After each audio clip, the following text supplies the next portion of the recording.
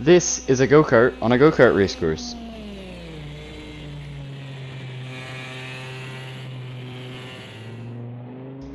Now this is a race car on a go-kart race course.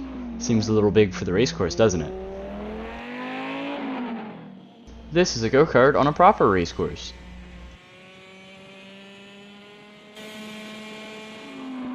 And this is a race car on the same race course. Seems a lot more to scale and accurate in proportion, doesn't it?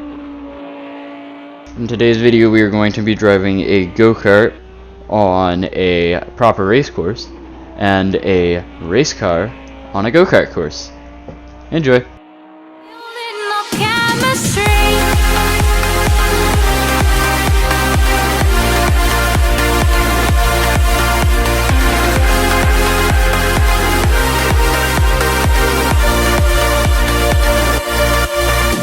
So, to start our weird opposite journey, we are going to drive a lap around the Le Mans International Karting Circuit in this Huracan GT3 car. This will be interesting.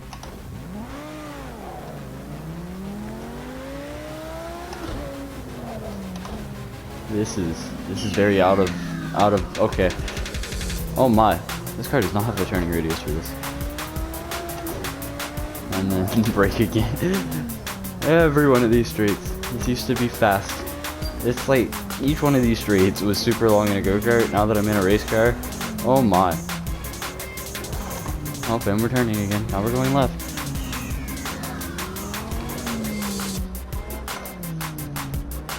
How do people use these as drift tracks? Like, bruh. And my lap's invalid, so we are gonna run another one. How do you go around this effectively at all? There's like no space to turn. Oh my. There's like no space. Yes, I know I have the driving line on and it's kinda probably making this about 100 times easier. We can't even crack 100 miles an hour. This is beautiful. Alright, there we go. And then, right turn. Down the back straight, right when the rumble strip starts, you brake. Turn into the corner, and then go down back on the brakes. Around this right-hander right here. Keep going, try to hold your speed steady in first gear. You have like no way of controlling your speed. You're just lightly tapping the throttle. And we've spun. Don't worry, we're fine. It's probably still tenfold faster than the go-kart lap. Alright.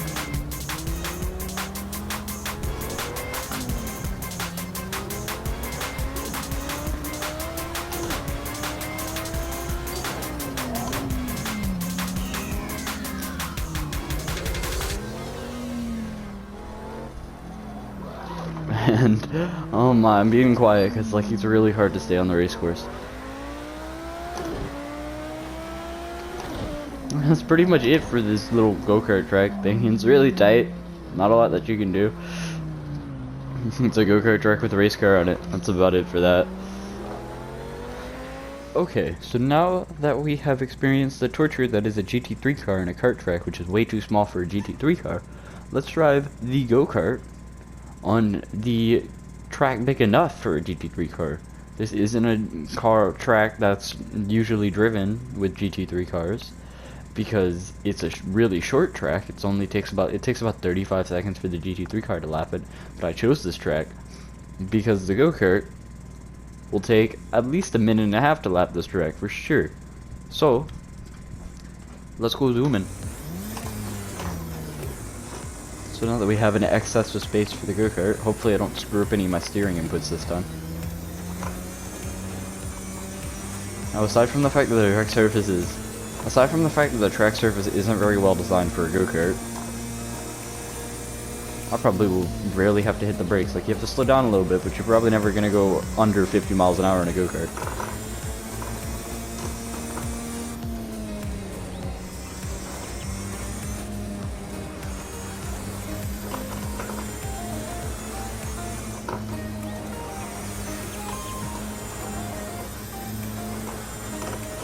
This kart's really slidey, But like, that was no effort compared to what it takes to drive that in the GT3 car. Like, all the tight corners are you have so much space. Jesus. That's an experience. These carts are so slow.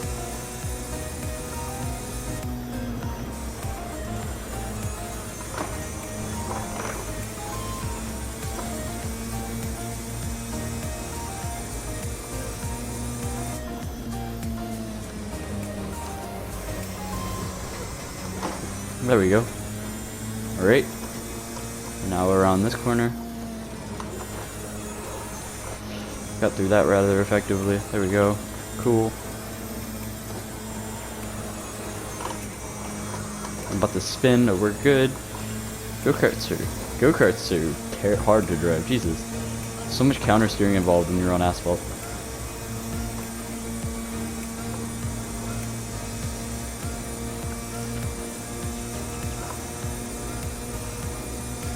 Look, the rumble strip is almost as wide as the go-kart.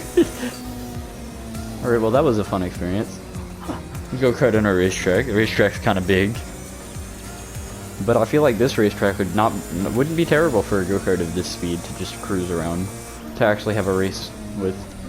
Like, this track might be decent for go-karts, so not the best of in comparisons, but that's basically it for today's little video experiment, sim racing stupidity thing. So, hope you guys enjoyed.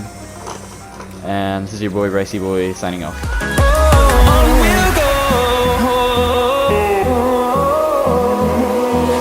Finding life along the way, melodies we haven't played.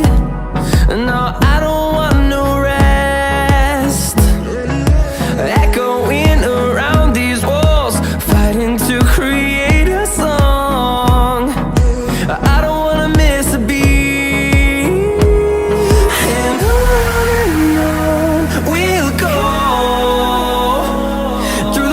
Through the highways, till my shadow turns to sun rays, and